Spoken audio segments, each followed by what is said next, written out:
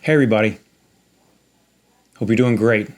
Today we're going to talk about what you need to know if you're working on loss like Hurricane Laura or anything else that has complexity.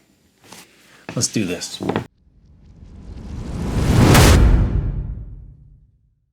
Hey everybody, thanks for being here.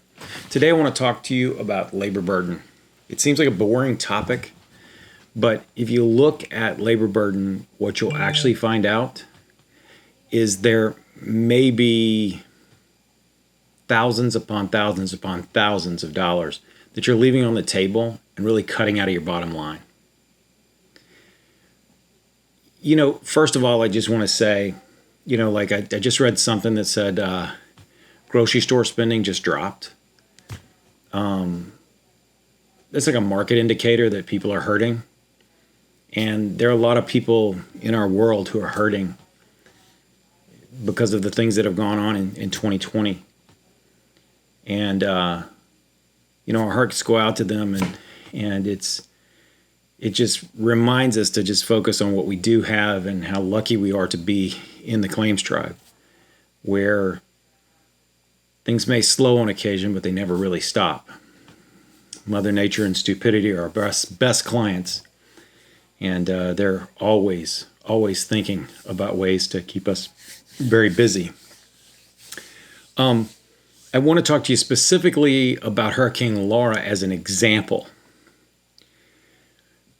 And the easiest, quickest way I can do this is to look at one of the most simple labor burdens you have. Now, what is a labor burden? A labor burden is anything you have to add to the cost of getting your job done. Any component of the job or part of the job. So this could be as simple as this.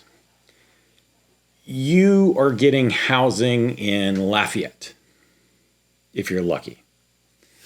And you're going to do the contractor crawl in the morning up I-10 to get into Lake Charles or places to the south. And it's going to be a rolling parking lot. In the afternoon, it's going to be the same thing again, except some of those boys are going to get drunk, have ladders go out of the back of their trucks and impel somebody. Just general mayhem. And that little ordeal is going to be another probably 2 hours, 3 hours. It could be a long, long day. I'm reminded of when we were housed in Baton Rouge for Hurricane Katrina and basically had a 50-minute trip. And we would go into the market at 4 a.m. and leave either by about 2 or after 7:30. And we could not assure on any of those trips still that we would not be substantially slowed down, especially on the way out. So let's say you got your crew and you're there in Lafayette, and you wake up every morning and truck and tools and crew roll into the damage zone. I mean, there's damage in Lafayette too, but you get my point. So let's just assume that's 2 hours. So for that particular person, that particular crew member, or the multitude of crew members that you have, that 2 hours that they spent on the way in and the 2 hours that they spent on the way out is actually your labor burden. So let's just say that they were planned to work an 8-hour day. Well, that means that 4 of that 8 hours is going to be occupied by travel. You can't get a worker and simply pay that worker, 4 hours worth of their actual labor every day. It's not going to work. They're not going to play ball with you. And so what that does is it creates an inefficiency in your job. First thing that's going to do is it's going to extend the period of construction. You're literally going to have to go to the job more days, probably twice as many days. And that's going to matter to total job cost. The second thing that's going to do is that's going to make you have to pay this worker for the time they are working and the time that they're on the road. So you're only getting 4 hours worth of work, but having to pay them for their 8 hour grind.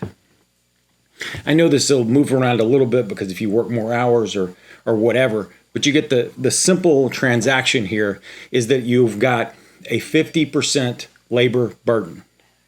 So we've got to basically take all of your pricing relative to that trade, and we've got to push that up relative to how much efficiency you've lost. You've lost 50% of the efficiency of the employee. The other thing you're going to have to reckon with is you are bringing truck and tools on the way to the job, and you're going to have to be remunerated in some way for that, for rolling these vehicles, in this case, 4 hours, 5 hours a day that are commuting to the job. That's going to increase your maintenance cost.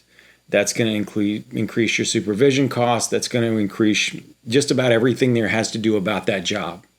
If you studied the job all the way through it, and you added into it that you had to wait for your shingles because we had a virus that shut down factories, your shingles were coming later, so you had to retarp the roof because you had some heavy winds and you had to hit it again. Here's the thing. Any loss we touch, I don't care how big it is or how small it is, it's like telling a story. We have a saying in our large loss things that we do. We have a saying that if you spend enough time with her, she'll always tell you the truth. If you'll spend enough time with the loss, it'll suddenly become apparent about how long it's actually going to take to do the job. And it will become apparent about all these other allied costs that you're facing because the job is in the middle of a cat zone where infrastructure is limited, housing is limited, power is limited, water is limited, labor is limited. You're facing labor shortages just because of the virus shutdowns we've had and how many people in the game are not cashed up to be rolling to this market. And on top of that, we have these other storms that look like they're coming. And if we have a double tap like we've had before, like when we had Harvey and we had Irma, like right on top of each other practically, I mean, that will just squeeze the labor even harder. I'll link the white paper that I did for Hurricane Michael. I'll be doing something like that for Laura, but I will I'll put the white paper that we put in that basically looked at the additional cost per market. For those of you that understand the Panama City and Gulf Coast area there, you basically had Panama City Beach, Panama City, and then all parts going east, which became harder and harder and harder and harder and harder to deal with. And so we had actually out in St. Joe, the cost of doing work out there was literally 121% of normal for about the first 150 days after the storm. Guys, I know you're going to hear these statements over and over again. We're paying the Xactimate rates. How can you justify that price? We're paying the Xactimate rates. And if you read Xactware's licensing agreement, it says that the estimator is responsible for knowing the market conditions and ultimately deciding the price. Market conditions include labor burden. It says in every one of the price lists that they publish that is meant to be the middle of the market. It could be greater, it could be smaller, but ultimately the estimator has the responsibility to estimate relative to market conditions. There is no way that Exactware is going to be able to adjust its pricing that will adequately deal with a cat in the first month or two after it happens. It doesn't happen.